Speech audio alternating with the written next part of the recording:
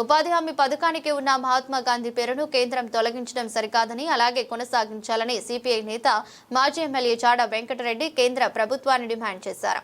రెక్కాడితే గాని డొక్కాడని పేదలకు వరప్రసాదమైన ఉపాధి హామీ చట్టంలో చేసిన మార్పుల కారణంగా వ్యవసాయ కార్మికులు, కూలీల బతుకులు రోడ్డున పడే పరిస్థితి నెలకొందన్నారు.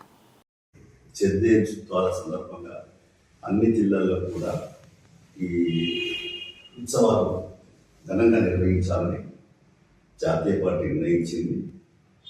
నిన్న జరిగిన రాష్ట్ర కౌన్సిల్ సమావేశం కూడా తీర్మానించింది. అందుకని కరీంనగర్ జిల్లాలో అలాగే ఉమ్మడి అన్ని జిల్లాల్లో కూడా ఈ కార్యక్రమాన్ని జయప్రదం చేయాల్సిన అవసరం ఉంది. అందుకని ఈ కరీంనగర్లో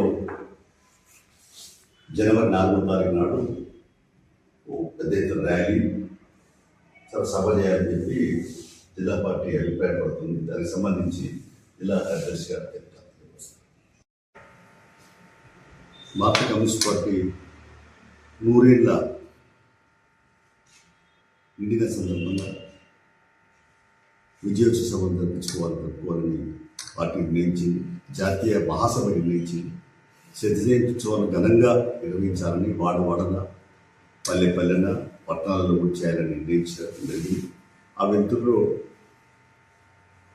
మన జాతీయ స్థాయి శతజయంత్యోత్సవ ముగింపును ఖమ్మంలో జరపాలని అనుకున్నప్పటికీ అనివార్యంగా డిసెంబర్ 26న స్థానిక సంస్థ ఎన్నికలు రావడంతో వాయిదా పడి జనవరి 18కి అవి వాయిదా పడ్డాయి.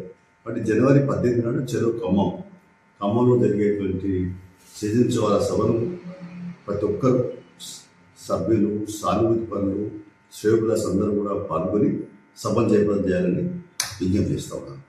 దీనికి అనేక మంది దేశవ్యాప్తంగా ఉన్నటువంటి పోరాట యోధులు, త్యాగమూర్తులు అందరూ కూడా ఈ సభకు వస్తారు.